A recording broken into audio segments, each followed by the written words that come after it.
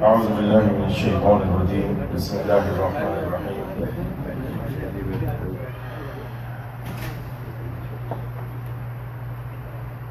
Who has heard the hadith of Jibreel alayhi salam? It's a well-known hadith. Its name is Hadith of Jibreel. Who knows it? Nobody knows it. Well, the hadith in which Jibreel alayhi salam comes and asks questions to Rasulullah sallallahu alaihi wasallam. Yeah. One point in that hadith is that the narrator is Amir al-Mu'mineen Umar ibn al-Khattab. He says that, well, when he left at the end, Rasulullah sallallahu alaihi wasallam said that he was Jibreel, came to teach you your deen. These are the wordings of Rasulullah. That he was Jibreel who came to teach you your deen. So what was he teaching? Besides his questions, he was very clean, fresh, white dress, showered, and he got so close to Rasulullah sallallahu alaihi wasallam in order to learn, because he came as a student and he started asking questions. The narrator says that he started moving close to Rasulullah sallallahu alaihi wasallam, so close that his knees started touching the knees of Rasulullah. So one aspect of this hadith, if you look at the explanation in the books of the hadith, is that etiquettes of learning that Jibreel alayhi salam is teaching. I mean, we are not going to touch knees with the knees, but we expect that we get closer from everybody. We move forward, we make a closer halaqah. We can move the chairs also a little bit. There is a closer wall here, those that they need wall for their back. आप तशरीफ ले आए इंशाल्लाह. ऐसे लगता है वैसे नाराज है इसलिए.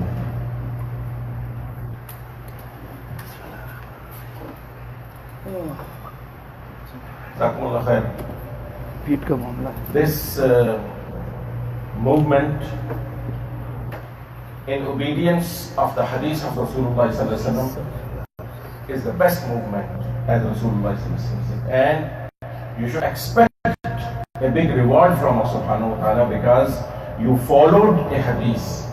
And we make clear in our mind that this movement that I made, even if you moved a step, this was in obedience of the hadith of Rasulullah sallallahu alaihi wasallam, so that we get the reward. Because when the salat is standing, and if there is a gap or there is a saf that needs to be completed, and we move a few steps, Rasulullah sallallahu alaihi wasallam said that is the best step that a person can ever take. So these little movements, Allah subhanahu wa ta'ala becomes pleased with that. And when Allah subhanahu wa ta'ala becomes pleased, two things happen. He forgives sins. And our mistakes, He wipes off. And then He elevates the darajat. He gives reward. Allah subhanahu wa ta'ala is so powerful that if a person keep on committing evils and mistakes and sins, and when he makes a very sincere tawbah and he starts doing good things, the previous sins and the disobedience that he has done, Allah converts them into good deeds. So these are blessings of Allah subhanahu wa ta'ala. A'udhu billahi minash shaitanir rajim. Bismillahir rahmanir rahim. يا بني لا تشرك بالله إن الشرك لظلم عظيم. وقال الله سبحانه وتعالى يا بني إنها إن تك مثقال حبة من خردل فتكن في صخرة أو في السماوات أو في الأرض يأتي بها الله إن الله لطيف خبير. يا بني أقم الصلاة وأمر بالمعروف وانهى عن المنكر واصبر على ما أصابك إن ذلك من عزم الأمور ولا تصعر خدك للناس ولا تمشي في الأرض مرحا إن الله لا يحب كل مختال فخور واقصد في مشيك واغضض من صوتك إن أنكر الأصوات لصوت الحمير. صدق الله العظيم. The words that the ayat that starts with Ya Bunayya, do you know what does that mean? It means, O my son, E mere bete. And this is not only in this surah, Surah Luqman, but in Surah Yusuf and in Surah Al-Baqarah and in several other surahs. These words you will find that a father, an elderly person, is addressing a young man. Allah subhanahu wa ta'ala emphasized all over the Quran on those that they have youth under their supervision, that what to teach them and how to teach them. Allah subhanahu wa ta'ala, secondly, Allah subhanahu wa ta'ala mentions about the youth themselves, that how much Allah subhanahu wa ta'ala has blessed them. This, besides what Yaqub alayhi salam and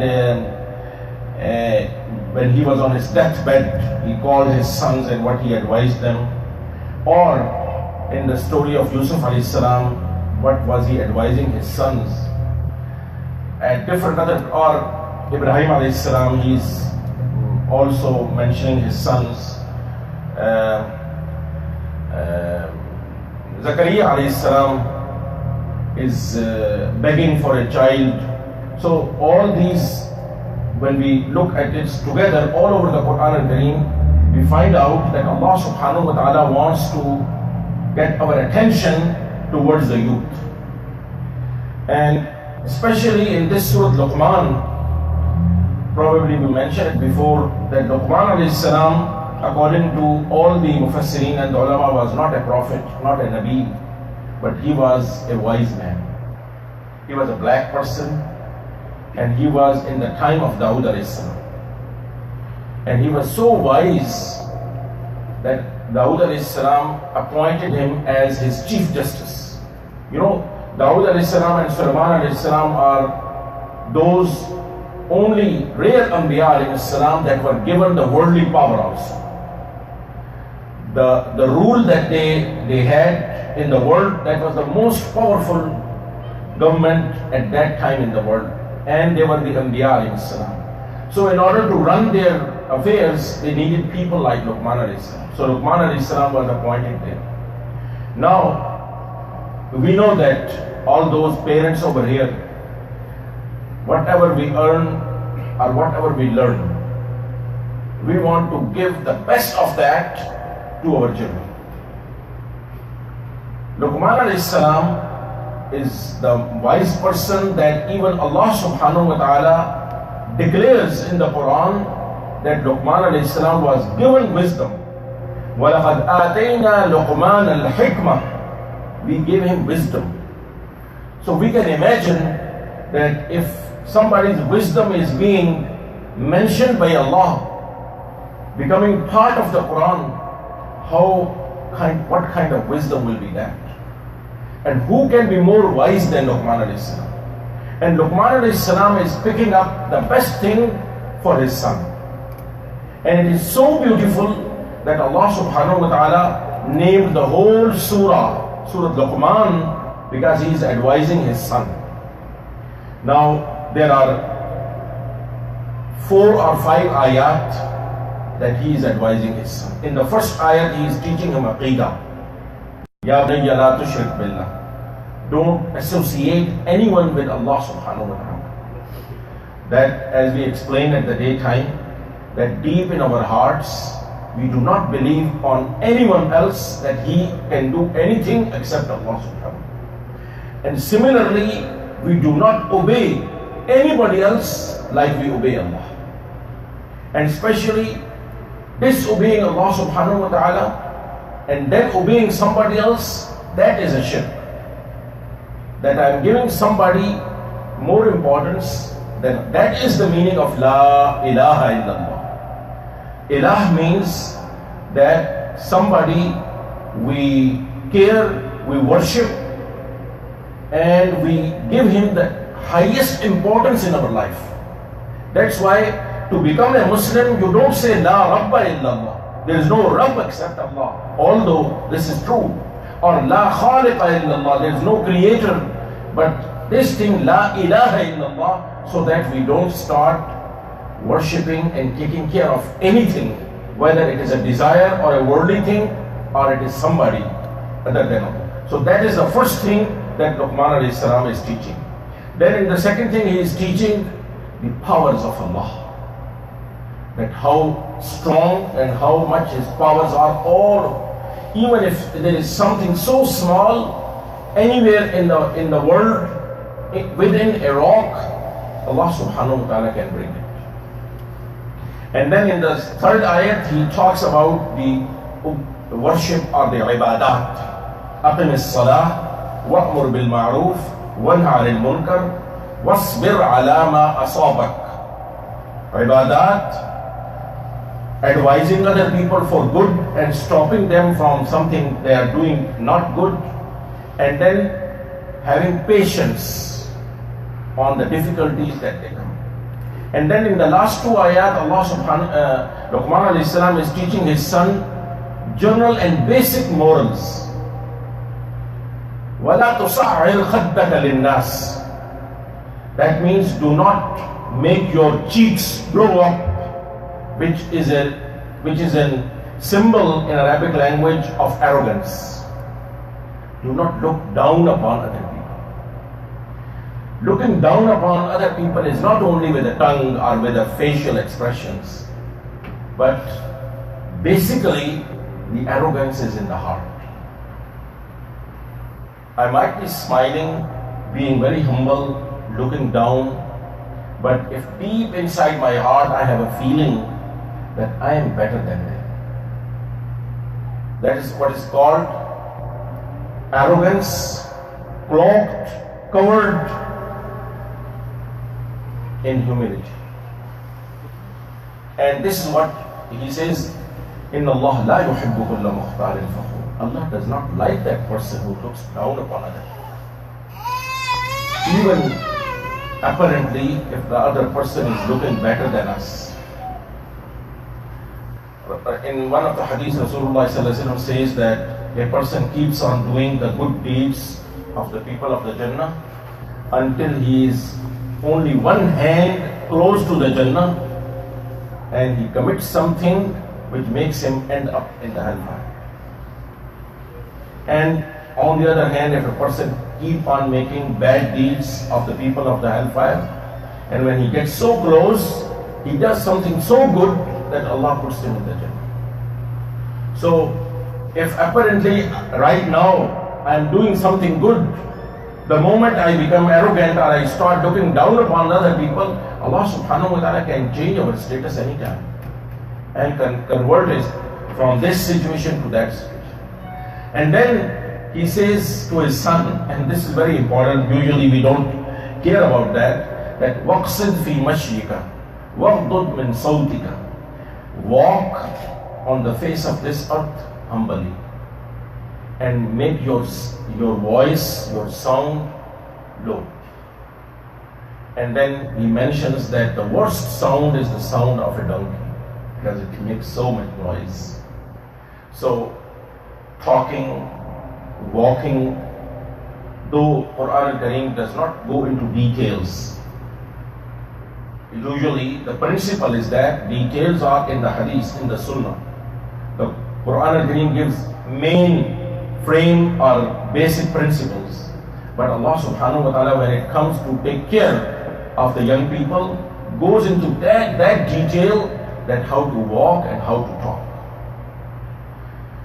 These ayat are for the parents, and especially for the fathers, because they are responsible for that. So much so that Rasulullah says, كل مولود يولد على الفطرة فأبواه يهودانه أو يمجسانه أو ينصرانه. Every baby is born on a true divine nature.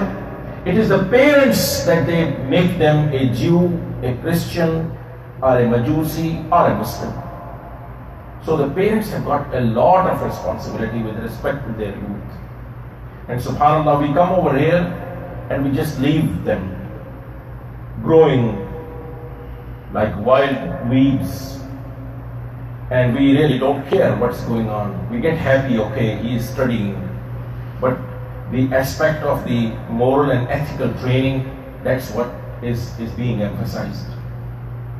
And subhanAllah, I have been in children business since I came over here 40 years or more ago. I've been teaching children at different places. Basic training, sometimes we find out that is not being given by the parents.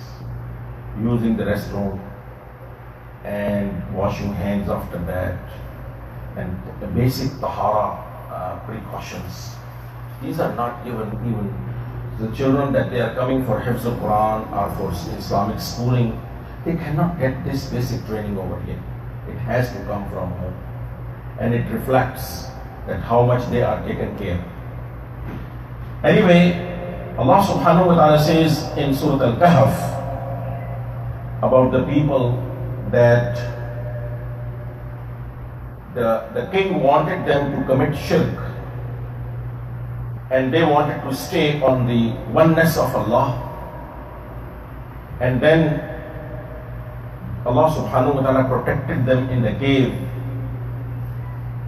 نحن نقص عليك نبأهم بالحق إنهم فتية آمنوا بربهم. Fitya or fata is used for a young man.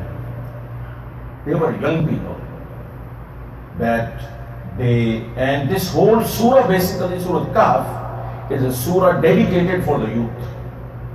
If we go into details, we find out that those youth, how much Allah subhanahu wa ta'ala is praising them. And Allah subhanahu wa ta'ala says, we increased hidayah in them and we give them this power. Ibrahim alayhi salam was a young man when he was working against those that they were worshipping other than Allah.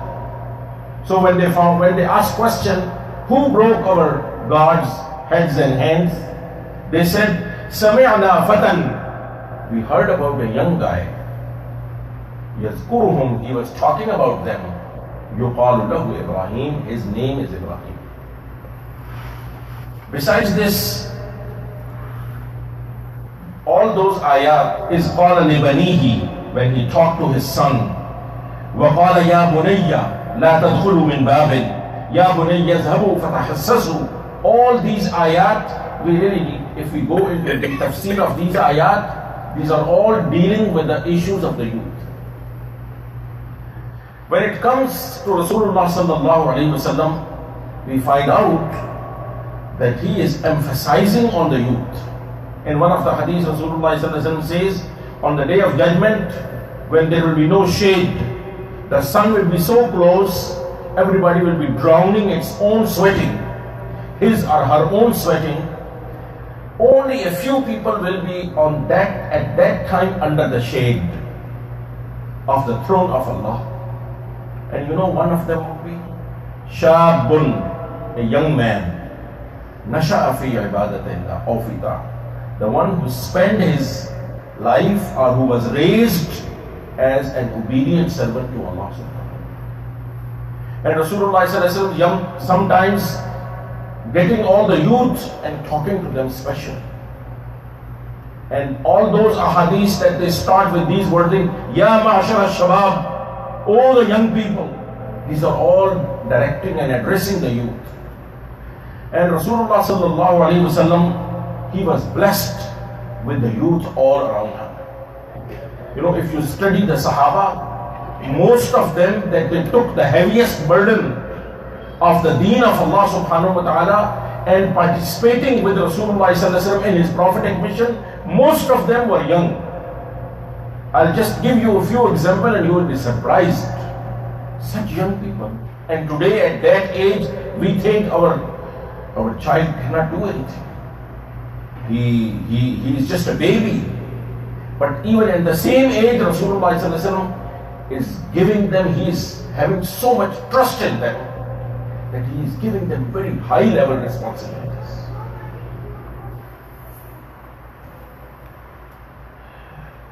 And I just give you a few examples that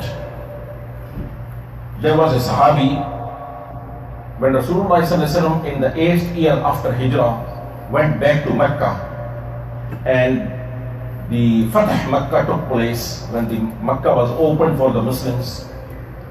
And we all know that Rasulullah because Surah Hudaybiyah, the agreement of the Hudaybiyah that was signed in the 6th year of Hijrah, and this included a 10 years truce, that for 10 years there will be no war between Muslims of Medina and the Meccans. And within 2 years, the Meccans, the Quraysh, violated it. They attacked on a tribe and they killed their people and they took their stuff, their animals and other things. So it was a violation.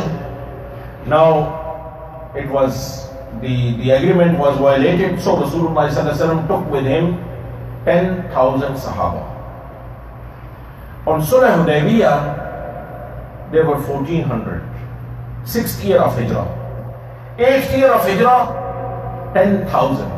You see, such a big difference.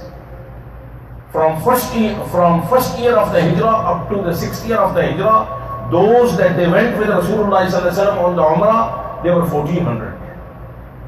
But what happened between 6th year and 8th year of Hijrah, that they become 10,000? Because the wars were stopped. Before that, Badr, Uhud, Khandaq, Muslims did not get a chance to work around on the people. Now that this was a no war pact, and only 2 years Rasulullah got. Within these 2 years, everything. Even letters reached to Roman Empire, Egypt, and Persian Empire. To that extent. So what does it tell us? That Islam spreads with peace and not with war. When there was a peace, that is the time of the dawah. Rasulullah had to fight wars when he was attacked. Bani Mustaliq attacked, Quraysh attacked, others, and they have to defend. And when they defend, they have to kill enemies. Otherwise, they will be killed. But after the war, especially when you have defeated the enemy, there are no good feelings. They hate. You killed our people. You killed our relatives, our brothers, our fathers. This is not a good atmosphere for da'wah. But the problem was that in order to survive, Rasulullah has to fight back when he is attacked. So what Rasulullah did? In order to dissolve and diffuse this tense situation, he started marrying with those tribes that were defeated and cultivating relationship and making them a family. Bani Mustaliq were defeated, 200 people of them became prisoners, but Rasulullah married with the daughter of the chief of Bani Mustaliq, and the whole Bani Mustaliq became Muslim. Abu Sufyan, the mastermind of all the wars, when Rasulullah married his daughter, after that he did not plan for any war. Safiya radiallahu ta'ala anhu, the daughter of a Jewish tribe's head, when Rasulullah married her, that Jewish tribe never did anything against Muslims after that. Well, this is a different topic, but this is what Rasulullah, what I was trying to say, when Rasulullah took over the Mecca, he did not stay there. He went back to Medina. So he has to leave somebody in charge, because now Mecca was under Rasulullah. You know who he made in charge? Uttab ibn Asyad. or Asid. And how old was he? He was an 18 years old young man. 18 years old. He was made the in charge, the chief or the head, who is responsible to take care of the Mecca. Another Sahabi, Amr ibn Hazm al-Ansari, he was appointed, he was a good, knowledgeable young man who memorized Quran and was very good in his administrative abilities. So when the area of Najran, which was close to Yemen, came under the control of Rasulullah sallallahu alaihi wasallam, he appointed Amr ibn al-Hazm al-Ansari to go over there, and you are the responsible for teaching them and for collecting zakat from them. And Amr ibn al-Hazm al-Ansari at that time was 17 years old. So the first Sahabi who became the in charge of Makkah was 18 years. He is now 17 years. Abdullah ibn Abbas radiallahu ta'ala anhu, who narrated 1660 ahadith from Rasulullah sallallahu alaihi wasallam. When Rasulullah sallallahu alaihi wasallam passed away, you know how old was he? 13 years. Some books says 15 years. So that young he was. And he is narrating 1,600 ahadith. And there is very well known hadith of Abdullah ibn Abbas. Abdullah ibn Abbas was the cousin of Abbas, his uncle, Abbas ibn Abdul Muttalib. Abbas became Muslim late, after several years after Hijrah, about 6-7 years. But his son Abdullah and his wife, they had become Muslim from the beginning. So when Abbas came to Medina, Abdullah, his son, was 11 years old. And after about 2-3 years, Rasulullah passed away. That was the time he spent. And there is well-known hadith عن عبد الله بن عباس رضي الله تعالى عنه كنت خلف النبي صلى الله عليه وسلم قال يا غلام أعلمك. This is a long hadith. Abdullah ibn Abbas says, I was behind Rasulullah and Rasulullah started talking to me that, oh child, oh son, oh boy, listen, I'm going to teach you something. So Rasulullah used to teach and take out time to address the youth individually. Rasulullah was the Khatam al-Nabiyyin, he is the last prophet. His responsibilities were not limited to Arabs only or to Mecca and Medina only. His responsibilities were all over the world. Until the day of judgment, this message has to go. So he was sending Sahaba all over the world. And subhanallah, he still finds time to talk to a young man who is 12 years old. He still finds time to talk, to address a group of youth. And subhanallah, today my activities or my schedule compared to the schedule of Rasulullah sallallahu alaihi wasallam, I might be doing a job or running a little business, but I don't have time to talk to my own son, not to talk about other children around in the community. The sunnah of Rasulullah sallallahu alaihi wasallam is that we take care of the youth of the community. All of us, we need to get involved into it and pay attention to that, but I have no time for my own son.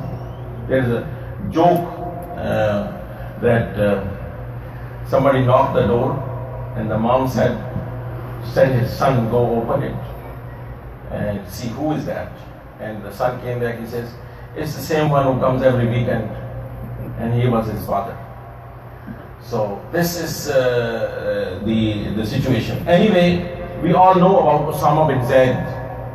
When Rasulullah appointed him the head of a very big army, which included Abu Bakr Siddiq and Umar ibn al-Khattab and Ali and everybody. And Osama bin Zaid was 18 years old. He was a chief. And when Abu Bakr Siddiq radiallahu ta'ala wanted to keep Umar, he had to take permission from Usama that if you allow, I want to keep Umar because I need him in Medina. So Usama radiallahu ta'ala was like this. Arqam bin Arqam radiallahu ta'ala, we know that. We know that on Arqam school. But basically Arqam bin Arqam radiallahu ta'ala was a young Sahabi, rich person who accepted Islam in Mecca, and he was 16 years only. He dedicated his home for Rasulullah sallallahu alaihi wasallam and for the Muslims. Rasulullah sallallahu alaihi wasallam used to teach Sahaba in his home. Umar ibn al-Khattab accepted Islam in his home, and he was only 16 years old. Zayd bin Sabit radiallahu ta'ala became Katib al-Wahi. He started writing the Wahi when he was 13 years old. And Rasulullah sallallahu alaihi wasallam picked him up. Those people that they used to write the Wahi, very blessed people. They are the one, this ummah has the Quran now. So Zayd bin Sabit was among them. Amr bin Salma radiallahu ta'ala anhu was appointed imam for a tribe when he was only 7 years old, because he knew good Quran. And the people came and said, we need somebody to teach us and to lead us in the Salat, and Rasulullah sallallahu alaihi wasallam said, Anas ibn Malik radiallahu ta'ala anhu, who narrated 2,286 ahadith from Rasulullah sallallahu alaihi wasallam, when Rasulullah sallallahu alaihi wasallam passed away, he was 20 years. When Rasulullah sallallahu alaihi wasallam went to Medina, his mom came with his boy Anas, who was 10 years old. Ya Rasulullah, accept my son as your personal assistant, servant. And what is the qualification that I should accept him? His qualification is that he can read and write. That was not very common in those days. So Anas radiallahu ta'ala used to come every day, spend day with Rasulullah sallallahu alaihi wasallam. As a boy, he was going inside the home of Rasulullah sallallahu alaihi wasallam and all that, and he noted so many things that he is narrating more than 2,000 ahadiths. Besides this, my respected brothers, there are so many others. We cannot go into all that list, and this includes ladies also.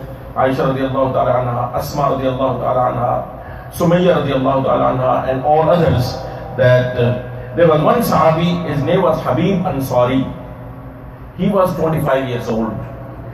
When there was a person who claimed that he is also a prophet, he came to visit Rasulullah sallallahu alaihi wasallam in his last days, and he saw all the Sahaba around Rasulullah sallallahu alaihi wasallam, and whatever Rasulullah sallallahu alaihi wasallam says, they listen, they obey, they rush to do what Rasulullah sallallahu alaihi wasallam wants. So he got impressed. He said, this is a good idea. One should be a Nabi. So he went back to his own tribe, and he had all his tribe was obedient to him. He said, I am a Nabi from now on. And he wrote a letter to Rasulullah which says, Min Musalama Rasulullah ila Muhammad Rasulullah. That from Musalama, who is the Prophet of Allah, to Muhammad sallallahu alaihi wasallam, who is the Prophet of Allah.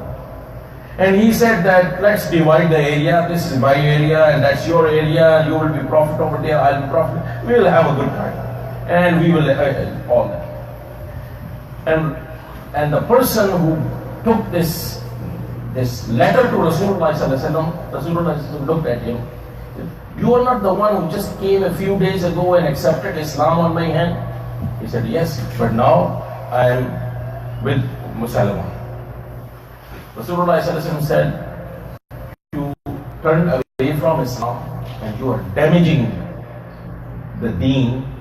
If you have not been a messenger of Musalma, I would have killed you.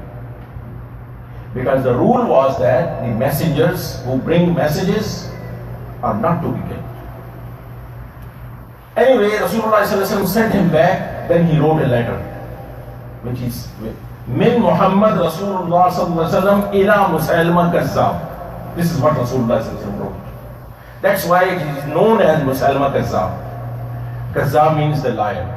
from Rasulullah sallallahu alaihi wasallam to Musailama the liar. And Rasulullah sallallahu alaihi wasallam, in explaining him what is Nubuwwah, what is Risala, it is only Allah who chooses, nobody else can get it or earn it.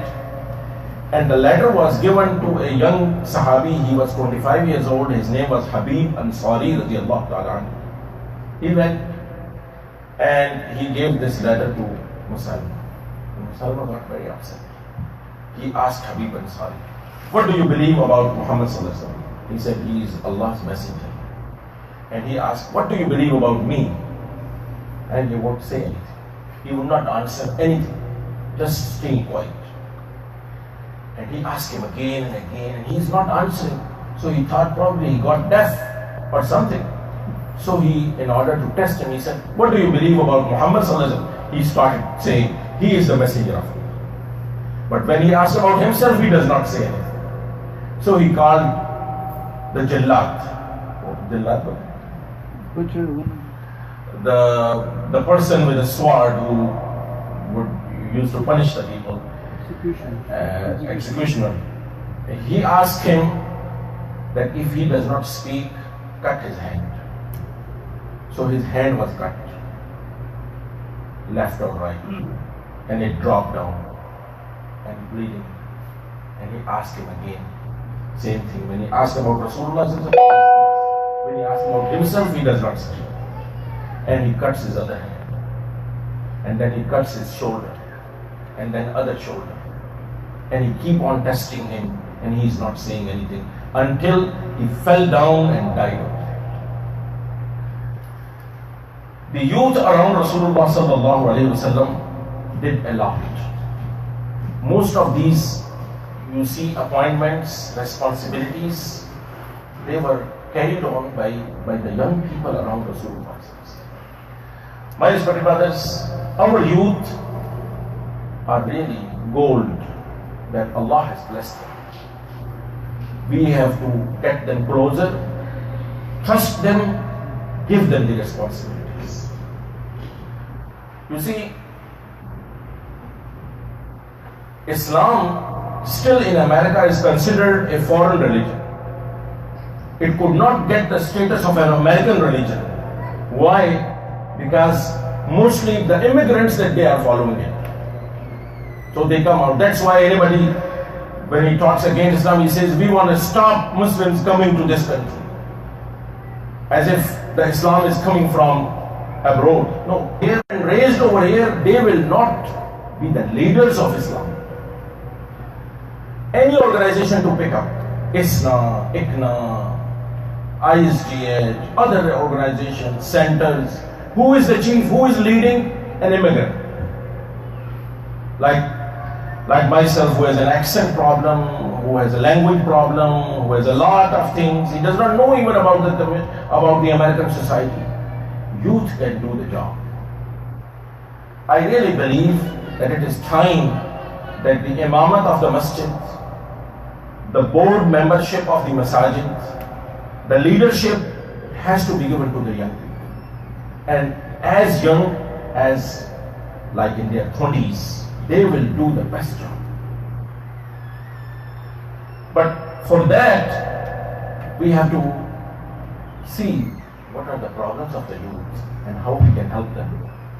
Especially immigrant parents like me really have no idea what's going on with our youth in this country. We are still in the fantasy of our back home culture. Not religion, culture. And many of the times we are promoting culture more than the deen. How a person should look like, what values could be, irrespective of what it is allowed in the deen or not. I am only going the way I have been raised. Even if I have been raised on some wrong notions about the deen, I want to keep it. And the youth get confused. The best thing is that all the cultures of the Muslim world, Muslim countries are over here together. This is one of the reasons that there are problems in between the Muslims because the culture of Middle East and the Indian subcontinent and the North Africa, and that they are different. And we don't go along with each other. The moment we get an opportunity, we build another masjid in which we feel more comfortable. And we really don't know how the youth are taking it, how they are thinking about it. What is this going on? And long time ago, when I used to be in Sinat Masjid, it became very popular at that time that two little kids standing at the door of the masjid, and they were asking what these uncles are doing in the masjid. And another one said, they are having a meeting. And he said, you know what they do in their meeting? I said, what? He said, they fight. They were just talking to each other and somebody was listening to them. There are a lot of things that unconsciously we don't know, but it is having a negative impact on our youth. Basically, when the youth grow up and they reach the age of puberty and become adults, we really don't teach them anything. They learn from here and there. No proper programs or classes or anything. Especially, there are detailed ahkam in the Quran and the Sunnah. Many of them don't know about the taharat also. When the bath or the shower taking shower becomes fard, and what are the farais, how to formally take the shower. I mean, if they don't know in the beginning that they have to wash hands and they have to use towel paper and water also for the istinja, I mean, how will they know other details? And then they are in the cultural dilemma also. They are going to school over here, public school, which is a totally different culture. At home, it's a totally different culture. And they develop dual personalities. They try to please everybody at home and outside. And they go through this very difficult situation.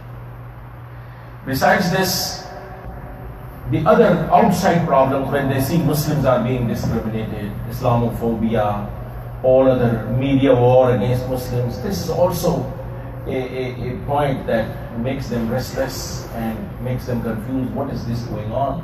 Sometimes they become an easy victim of extremists and ISIS and all those things because they are not even properly taken care of. And this keep on happening around us. In Birmingham, a few months ago, a young girl, she after high school, when she got admission in the college, she disappeared. Told her parents, we are going on a college trip, and the next day she is calling from Turkey that I'm entering Syria, I'm making my life over there, and she joined the ISIS. And the understanding of Islam and all that is sometimes getting to that level because we get so confused, we don't know what's going on. The solutions, the suggestions, first of all, the families, they need to take care of their children. If the family is not educated, if the parents are not educated, they are not educated means not that they don't have a degree, but they don't know about what is going on around in the culture, in the schools, on the internet, on the Facebook, what is going on. Then they need to take help from somebody. And that's where the masajid should come. That the youth programs or youth imam or imams for young people or somebody who is taking care, who knows all this thing going on in the minds of the youth, and he is the one who can handle them. And besides this, our community overall should invest in taking care of the youth. We should establish a fund. Everybody should pay generously, because this is a question of the next generation. There should be enough funds that we can easily arrange good programs for the youth that they like, and they get involved in this. And this money that you will give, definitely this will be a sadaqah, because you are giving it to save somebody's iman and Islam and future. And if some young man is learning a little bit deen, then he will be able to teach his children when he will grow. So your investment will go a very long way. I would really request that we will do is some planning over here, inshallah. Another major problem is that when we teach our youth something, we just don't order them because they don't understand it. We need to explain it to them. You have to put on scarf when you go out. That's it. And the mom does not know how to explain it. She is feeling so much under pressure in the school or others. Unless and until she does not have the importance of this scarf in her heart, understanding, she won't be able to carry it on. Or she will do it as long as she is under the influence of the parents, then she will not do it. So, if she understands, studies about it, and then realize it and does it on her own, that's where it's going to work. The same goes with the other namaz padho. Why you didn't perform your salat? You need to tell them something about the importance of the salat. What you will get, what you will lose, why you have to pray, what it helps you, what it gives you. So, addressing the minds and the hearts is something that can work. Otherwise, it doesn't work. We have seen, wallahi, 20 years praying regularly, and then she went with an honest, because the work was not done inside her. It was only forced. And sometimes we don't understand it. We are coming probably from a background or something that this is how we have been raised. And the situation over here is different. Similarly, the other related things, if we prepare them a little bit and then give them responsibility and give them trust, they get involved, they get busy, they feel that, okay, I'm contributing something, this will help them and will give them a self-Islamic esteem and respect. And I mean, there are a lot of other things that we can discuss. We can ask the youth, they know. Whatever I have mentioned to you, it's probably only 5 or 10%. But if you talk to a young man, what is he going through, what he needs, he will tell you the rest of the story. May Allah subhanahu wa ta'ala really help all of us and give us the right understanding. And help us that we start thinking and planning something for our youth. May Allah subhanahu wa ta'ala protect all of them and protect them. They are the most blessed things that Allah has given us. They are the one that Anbiya alayhi salam has been begging and crying to Allah for the children. Allah subhanahu wa ta'ala has blessed them, and we are not taking care of them. This is not thanking Allah subhanahu wa ta'ala for them.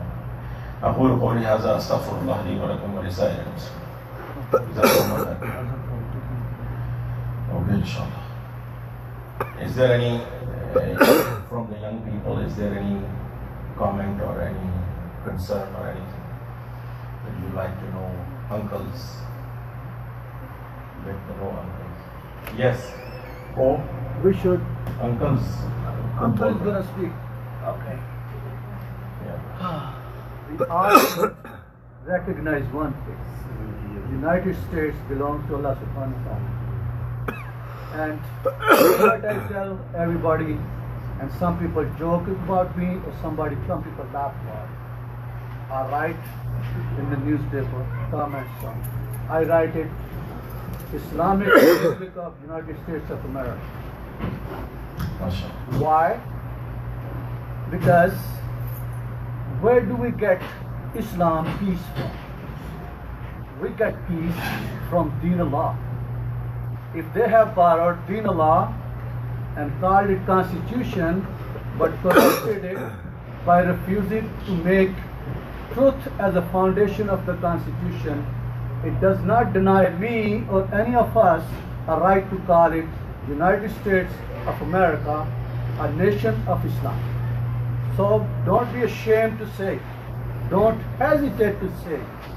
Always be proud to say it. It's my country, it's my land, and Islam is my deen, and my deen is the foundation of this country. Jazakumullah khair. So be proud of it. Be open. Don't hesitate. And Allah will help you. Jazakumullah khair. We talk about youth, ISIS. Has anybody ever come out and said what Islam is and what ISIS is? That the youth, has anybody can explain that their doctrine and Islam very straightforward? Has anybody ever come out and said? Yes, there are. These people know, children, kids. Yeah, they don't probably. Sometimes maybe we'll ask the Imam Sahib to give a khutbah on it. I teach 12th graders Islamic studies, so we included it as a subject and we explained to them and taught them. So today you tell them the difference, two lessons, and then they will. Well, basically, there is a branch of the fiqh which is called fiqh al-awliyat, that what is less important and what is more important. There is a whole science for this in Islam. Making little issues and shifting them to a higher place this is what is the ISIS is doing. Smaller things that they have to be placed here, they are shuffling their order and putting this over on the top, which is messing up the whole face of Islam. For example, what is the most important thing in Islam? That the heart should be Muslim. If the heart is not Muslim, then if we force people to keep beards and they force women to cover themselves, it's not going to happen. So they started shooting women that they are not covering, killing people that they don't have beard. This is shifting the less important thing to making it more important. That is what the Khawarij used to do. And they made a list of things that if you do this, you become out of Islam. Even they declared Ali radiallahu ta'ala out of Islam. So that is basically is what is important in the deen, what is more important and less important. If we keep that order that the Quran and Rasulullah sallallahu alaihi wasallam has given us, then everything is fine. Islam is a faith, is a aqeedah. It's not a force that it just want to take over the whole dunya. Rasulullah sallallahu alaihi wasallam gave a message of peace, and not somebody like Christians and people of other faiths. They requested Muslims that we want to live under your governments. That was the situation.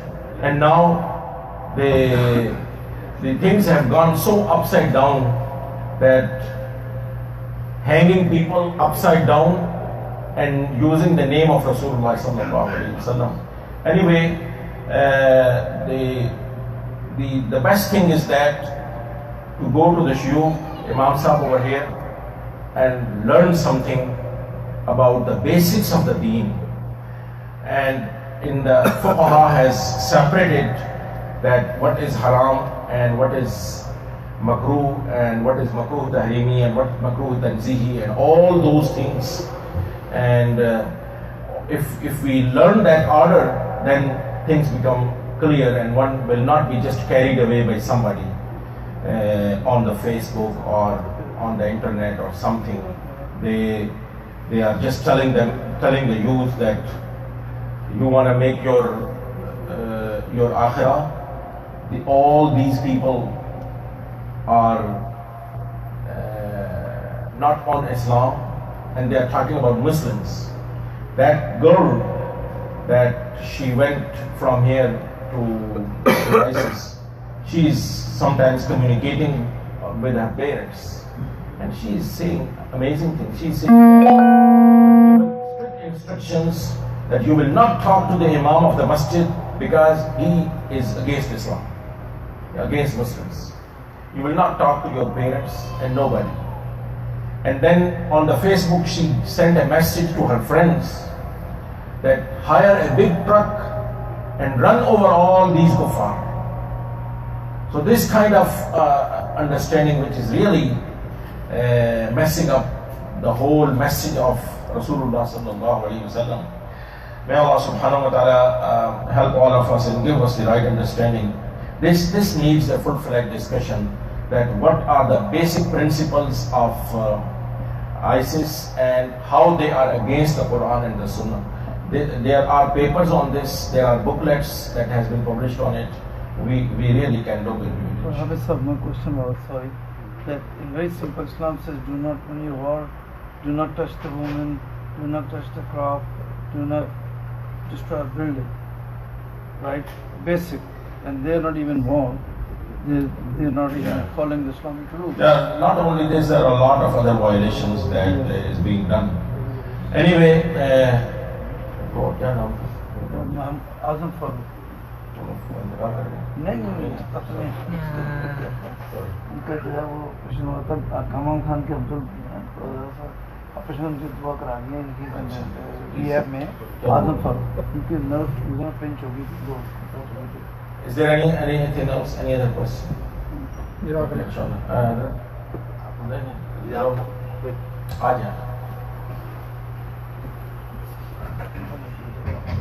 वो आजम फारूकी साहब के सेहत के लिए हमारी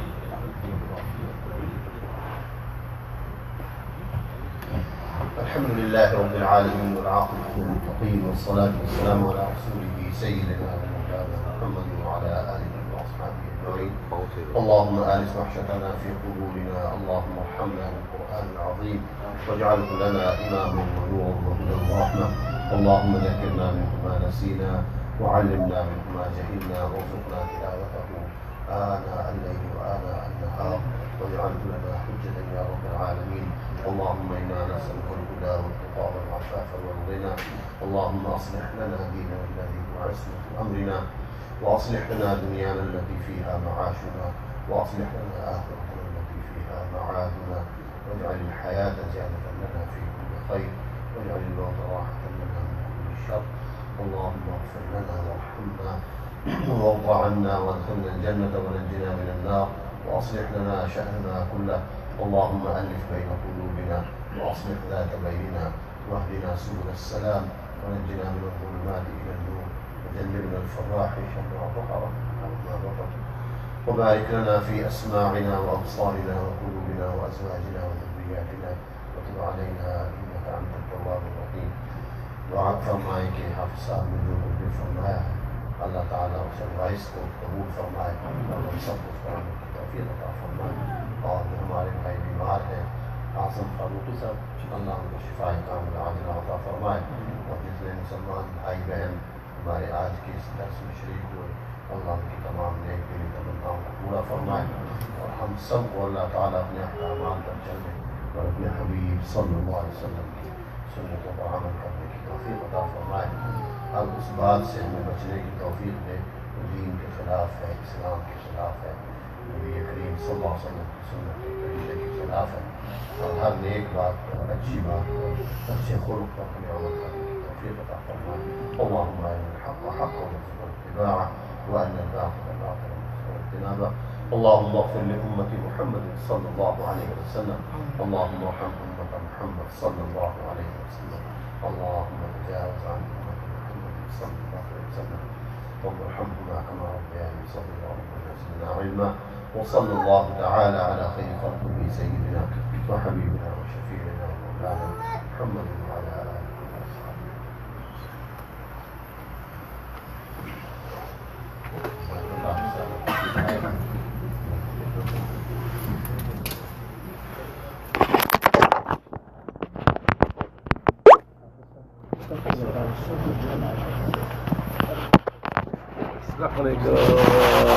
हाजी साहब क्या हाल है?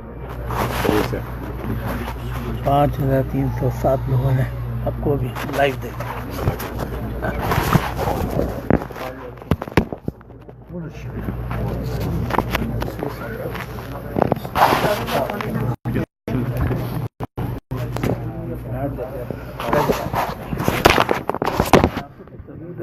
इंशाल्लाह आपको करेंगे इंशाल्लाह। मौलाना खालिद साहब Always smiling.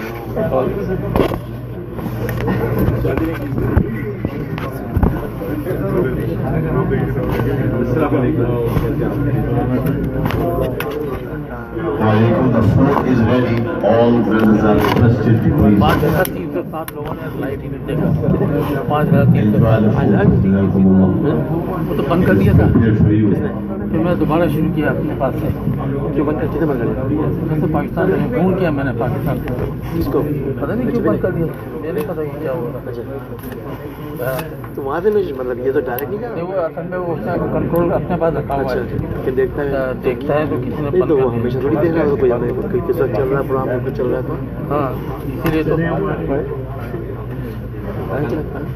मैं तो क्या है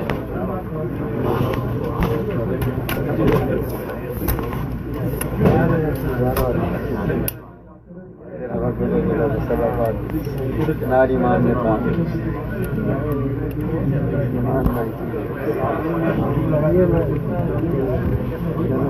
बोलते खाना खा रहा खाना खा रहा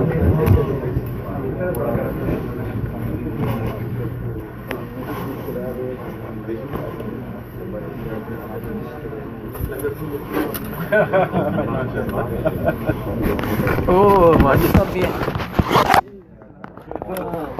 ये हमने लाइव ब्रॉडकास्ट किए।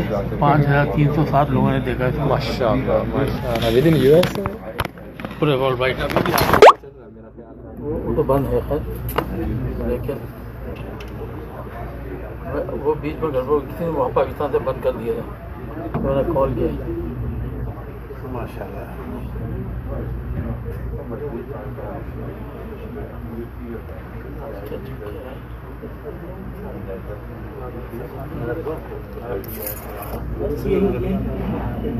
दीवार के साथ करते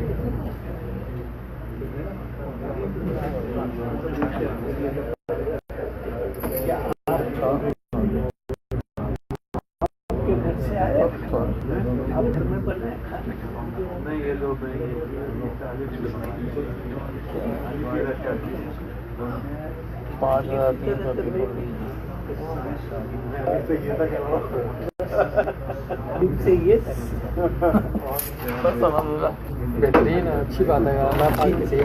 क्या आप यूट्यूब पे डालते हैं? नहीं ये हमारी वेबसाइट है darsequran.com पाकिस्तान से। अच्छा तो ये लाइव देख रहे थे तो निसार सब क्या कर रहे हैं मतलब उस लाइन को ऐसे टीवी पर करते हैं। अच्छा नहीं तो ये फिर दुनिया में सब जगह हमारे व्यूवर्स जो हैं वो देख रहे थे इनको। क्या किस नाम से? Darsequran.com। ये देखिए 5307 पीपल रीच अभी राइट अवे मतलब देखा इन लोगों ने। ये इनका है।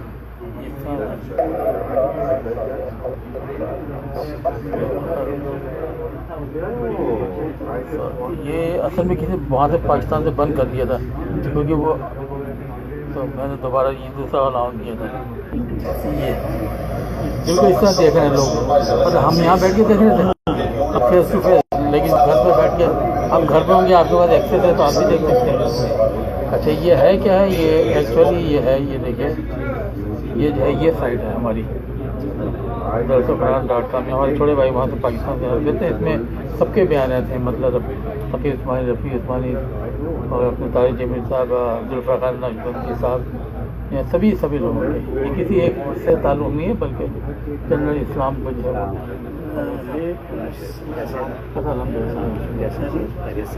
क्या अभी आए पहले से